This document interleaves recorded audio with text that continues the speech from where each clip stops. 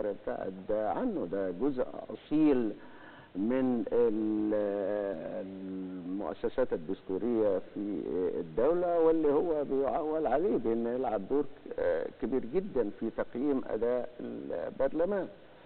ايه اللي تغير في حياة الدكتور علي عبد العال ابن محافظة أسوان، الرجل الطيب الهادئ المثقف؟ ايه اللي تغير في حياة حضرتك بعد أن أصبحت رئيس برلمان مصر 2016 وحضرتك عارف إنه هذا البرلمان جاء في ظروف صعبة وبعد ثورة وبعد تحديات كثيرة؟ ايه اللي تغير في حضرتك وفي حياتك؟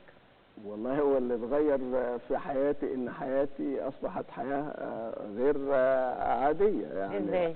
اصبح وقتي كله للبرلمان، يمكن من الصبح لغايه الساعه 11 12 بالليل. تشتغل كام ساعه في اليوم يا فندم؟ بشتغل مش اقل من 12 ساعه في اليوم. 12 ساعه في اليوم ده الحد الادنى، يمكن واكثر من كده احيانا. حضرتك عندك اولاد؟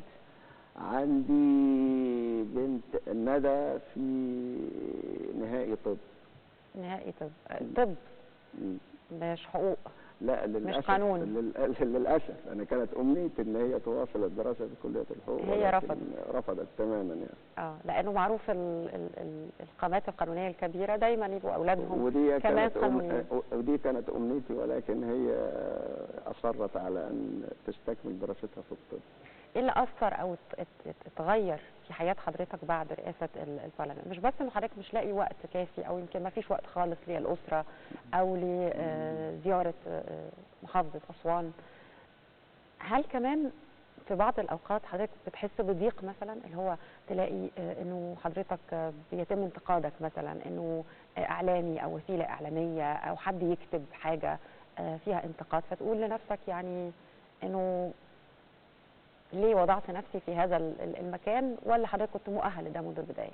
لا، هو النقد هو جزء من اللي بيمارسه الاعلام بالنسبه للشخصيه العامه، فانا النقد على الاطلاق لا اضيق منه على الاطلاق طالما كان نقدا موضوعيا. ولكن في حالات كان فيها النقد مش بالنسبه لشخص علي عبد العال، ولكن كان فيه النقد بالنسبه لاداء البرلمان، ويمكن ده كان انا كنت ارى انه نقد غير موضوعي وبعيد عن التقييم الموضوعي لاداء البرلمان.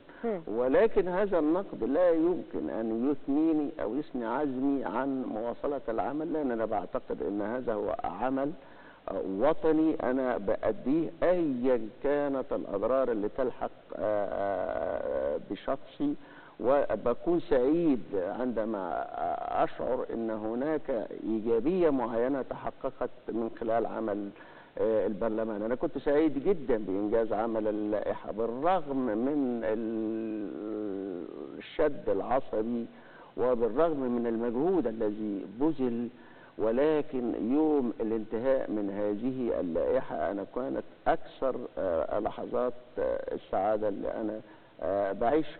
ايضا كنت سعيد جدا بانتهاء مناقشه القرارات بقانون، لان كنت اشعر ان هذه مسؤوليه تاريخيه كبيره جدا، ولكن بعد الانتهاء من مناقشه القرارات بقانون كنت سعيد، لان تخيلي ان 342 قرار بقانون بيتناولوا كل النواحي الاقتصاديه والسياسيه والاجتماعيه داخل هذه الدوله، لو مضت المده دون مناقشتهم واتخاذ قرار بشانهم زي